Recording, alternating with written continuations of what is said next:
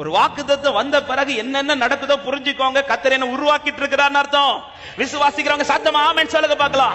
உருவாக்குறதற்கு சில பெனினால கர்த்தர் முன்னாடி நிறுத்துவார். உருவாக்குறதற்கு சில சகோதரர்களை எதிராக கர்த்தர் உங்களுக்கு முன்னாடி நிறுத்துவார். உருவாக்குறதற்கு சில சவுலை ஈட்டியை கொடுத்து கர்த்தர் அனுப்புவார். உருவாக்குறதுக்கு சில சிங்கத்தை கர்த்தர் அனுப்புவார், கரடி அனுப்புவார், கோலியாத்தை அனுப்புவார். உன்னை புரிஞ்சுக்க அழிக்க அல்ல, உன்னை உருவாக்கவே கர்த்தர் நடத்தி கொண்டிருக்கிறார். ஆமா, எத்தனை பேர் நம்புறீங்க? எனக்கான வாக்குத்தத்தம் உருவாகி விட்டது. அப்ப இப்ப என்னையா நடந்துட்டு இருக்குதுன்னா சொல்லுங்க, என்ன கர்த்தர் உருவாக்கிட்டு இருக்கிறார்.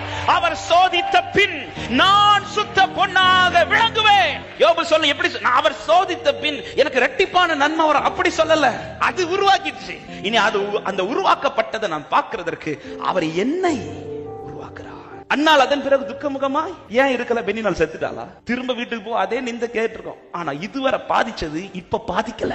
என வாக்குத்தத்தம் வந்தாச்சு. அவன் சாமுவேல் உருவாக்கப்பட்டாச்சு. இனி நான் உருவாக்கப்பட வேண்டியது இருக்கிற. எனக்கான நன்மை உருவாக்கப்பட்டு விட்டது. இனி நான் தான் உருவாக்கப்படணும்னு சொல்றவங்க. எலும்புகள் உருவாகல, நரம்புகள் உருவாகல, தசைகள் உருவாகல, தரிசனம் உருவானது. தாய் கருவிலே தரிசனம்